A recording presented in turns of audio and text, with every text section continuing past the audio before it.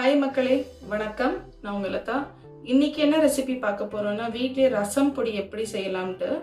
இந்த ரசம் பொடி இருந்துச்சுன்னா நம்ம இன்ஸ்டன்ட் ரசம் பண்ணிடலாம். மேக்ஸிமம் ஒரு 10 நிமிஷத்தில் புளியை கரைச்சி வைக்கிற டைமிங் தான். 10 நிமிஷத்தில் நம்ம ரசம் ரெடி பண்ணிடலாம். ஸோ இந்த ரசம் பொடிக்கு என்னென்ன இன்க்ரீடியன்ட்ஸ் வேணும் அப்படின்னு சொல்லிட்டு பார்க்கலாம் வாங்க. மெஷர்மெண்ட்ஸ் நோட் பண்ணிக்கோங்க. 1 ஸ்பூன் மிளகு, 1/2 ஸ்பூன் ஜீரகம், 2.5 ஸ்பூன் காய்ந்த மிளகாய், 2 கை அளவுக்கு காய்ந்த கருவேப்பிலை, ஒரு துண்டு அளவுக்கு கட்டி பெருங்காயம். இதை எல்லாத்தையும் தனித்தனியாக வறுத்துட்டு கோர்ஸாக அரைக்கணும். கொரன்னு அரைச்சு ரெடி பண்ணிடலாம்.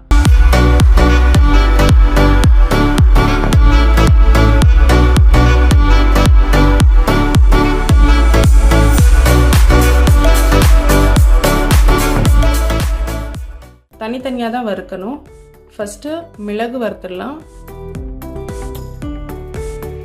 ஸோ இது நல்லா ரோஸ்ட் ஆகிடுச்சு, எடுத்துடலாம். ஸோ இப்போ மிளகு வறுத்து எடுத்தாச்சு. ஒரு மற்ற ஐட்டம் எல்லாம் வறுத்துடலாம். ஜீரகத்தை வறுத்துடலாம்.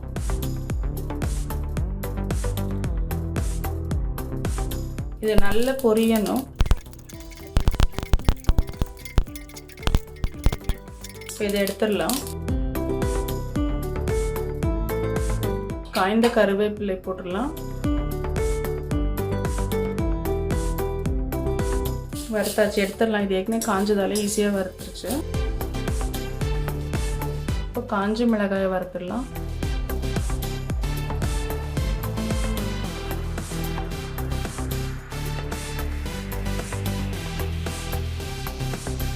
காய்ந்த மிளகாய் எடுத்துடலாம். இப்போ லாஸ்ட்டாக இதில் பெருங்காயம் வறுக்க போகிறோம்.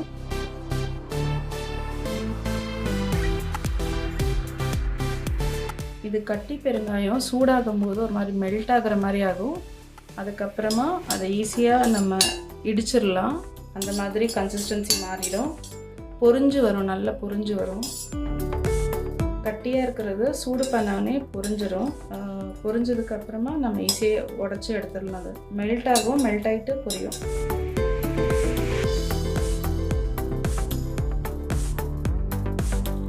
போதும், இதை எடுத்துடலாம். ஸோ இப்போ ரசம் பொடிக்கு தேவையான பொருட்கள் எல்லாமே ரெடி. இது எல்லாமே ஆறணும். ஆற வச்சுட்டு மிக்சியில் கோர்ஸாக அரைக்கணும். அரைச்சிட்டு நான் உங்களுக்கு காமிக்கிறேன். ரசம் பவுடர் ரெடி. வறுத்து அரைச்சாச்சு. பர்ஃபெக்டாக வந்திருக்கு. இந்த மாதிரி கோர்ஸாக அரைக்கணும். அப்போ தான் அதோட ஃப்ளேவர் ரொம்ப நல்லாயிருக்கும். இதில் வந்து ஜீரகம், கருவேப்பிலையோட ஸ்மெல் நல்லா டாமினேட்டிங்காக இருக்குது. சூப்பராக இருக்குது. நீங்களும் இதை ட்ரை பண்ணுங்கள். உங்கள் ஃபீட்பேக் கண்டிப்பாக சொல்லுங்கள். ஹாய் ஃப்ரெண்ட்ஸ், வீடியோ லைக் பண்ணுங்கள், சேனல் சப்ஸ்கிரைப் பண்ணுங்கள், உங்கள் ஃப்ரெண்ட்ஸ் ஃபேமிலி எல்லாருக்குமே ஷேர் பண்ணுங்கள். தேங்க்யூ.